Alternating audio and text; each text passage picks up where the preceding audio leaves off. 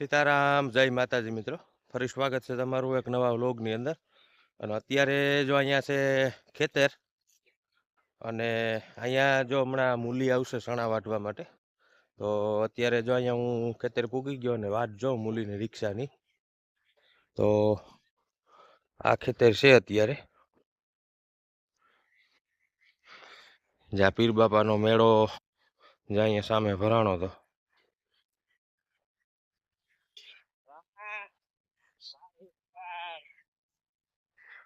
તો રિક્ષા લઈ અને જો અહીંયા પૂગી ગયો. હવે મૂલીની રિક્ષા આવી જાય તો શરૂ થાય. જાય એટલે સીણા અહીંયા ભરી ગયા.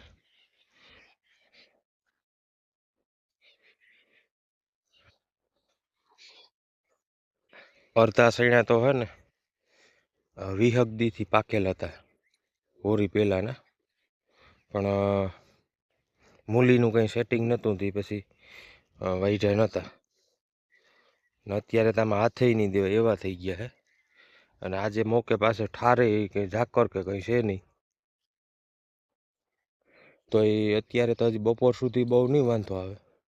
તાતા લગભગ વટાઈ જાય, કેમ કે 15 માણસ છે અને 3.5 વીઘા ખેતર છે આ.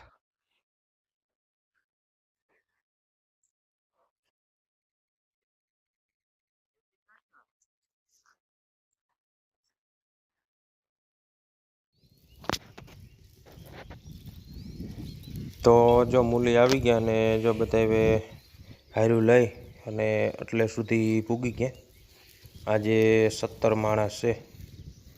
જો એટલે સુધી લઈ લીધું અને થોડી કર્યું જાય ખૂણામાં બાકી છે હવે. અને જ્યાં આપણે બાજુમાં સફેદ ચણા છે એ પ્રવીણભાઈને જો અહીંયા વાટી લીધા. અને આપણે પણ આજે ચણા વટાઈ જાય, પછી 2 દી પછી આપણે કાઢી લેશું. તો જો એટલામાં જ અહીંયા થોડાક સહેજ ખારસનો ભાગ હતો ને, એટલે જ અહીંયા થોડાક ભરી ગયા હતા. જ અહીંયા બાજુમાં આ લોકોએ ભર કર્યા અને આપણે જો વટાઈ જાય પછી 2 દીમાં પછી ડબ્બેથી કાઢી લેવા. હવે 11 કે 10:30 થાય તો અહીં વટાઈ જાય. તો ઓલે ખેતરથી જ અહીંયા આ ખેતર આવી ગયા અને અહીંયા આવીને જો ચા પીધી. અને અત્યારે વાગી ગયા છે 11:15. જો આટલો ભાગ વટાઈ ગયો અને જો અડધે સુધી પૂગી ગયા છે. હજી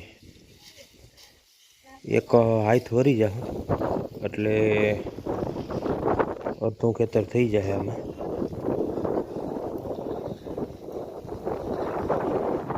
જો આ ચણા પણ ફૂલ પાકી ગયા છે અને મજૂર લોકોનું કામ સરસ છે. વાટ પણ ચોખ્ખો કરે, ક્યાંય પણ તીરખું કે કોઈ ચોડવામાં ધૂળ કે બહુ નથી આવવા દેતા અને પાથરા પણ વ્યવસ્થિત થાય છે.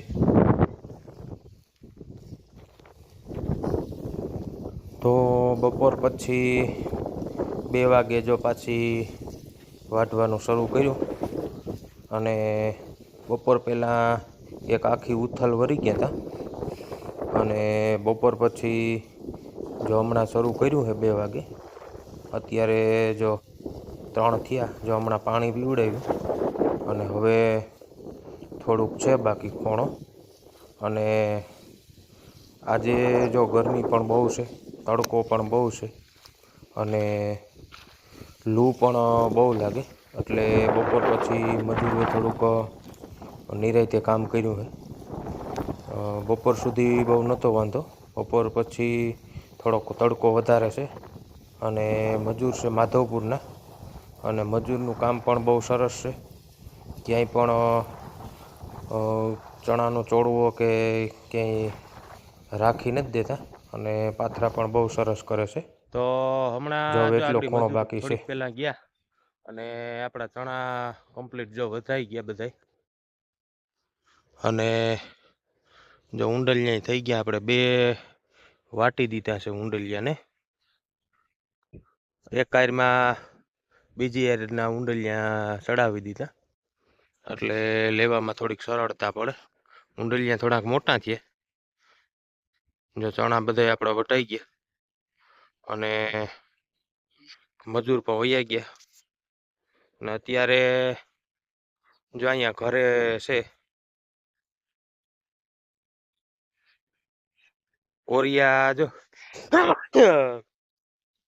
એટલે આ જો વૈઢા એક તિયારો ખવડાવ્યો ને એક તિયારો મકાઈનો જો ખવડાવી દીધો. 3 તિયારા રહ્યા આવે મકાઈને, 4 તિયારા હતા. અને ચણા જો હવે